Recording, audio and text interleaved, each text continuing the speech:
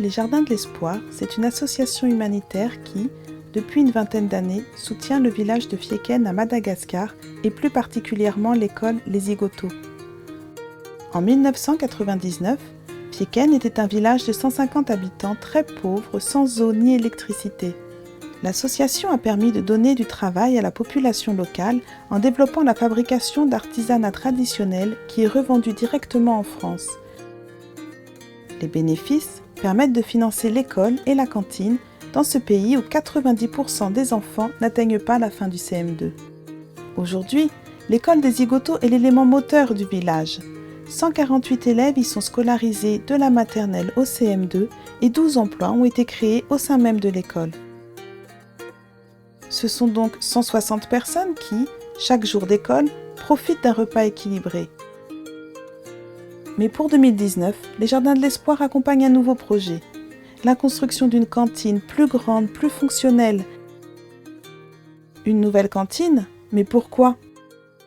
La cantine est très bénéfique parce que la plupart des élèves ici sont pauvres. Et à la maison, ils n'ont pas assez mangé.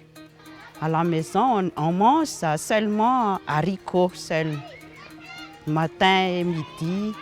En 2003, la cantine scolaire ici est ouverte. L'effectif des élèves sont à soixantaine d'élèves. Mais en ce moment, l'effectif se multiplie.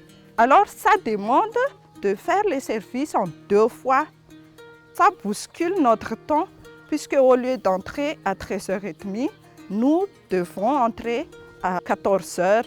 Ça entraîne aussi la difficulté avec le programme scolaire. À la cantine, les femmes cherchent toujours de l'eau avec de chaud. Et je dirais pour elles, pour leur amener l'eau jusqu'à la cantine, c'est lourd. Mais avec la nouvelle cantine, il y a l'eau qui est déjà dans la cuisine. Elle pourra bien faire leur travail comme ça. Elle ne fait pas le va-et-vient. Ça les aide beaucoup. Les ustensiles de cuisine, on a besoin que ça s'installe ici. Mais il n'y a pas de tiroir ou bien de casier pour les mettre. Alors les cantinières doivent les transporter chez elles. Dans la nouvelle cantine, nous aimerions qu'il y en a des stocks pour les nourritures. Ça les aide aussi de ne pas transporter les matériels à chaque fois qu'on a fini la cantine, mais seulement de ranger dans la nouvelle cantine. C'est très bien d'avoir une nouvelle grande cantine comme ça. Ça allège le travail des cantinières, le travail des instituts. Alors, les Jardins de l'Espoir ont besoin de vous pour collecter les 7 000 € qui manquent pour mener à bien ce projet.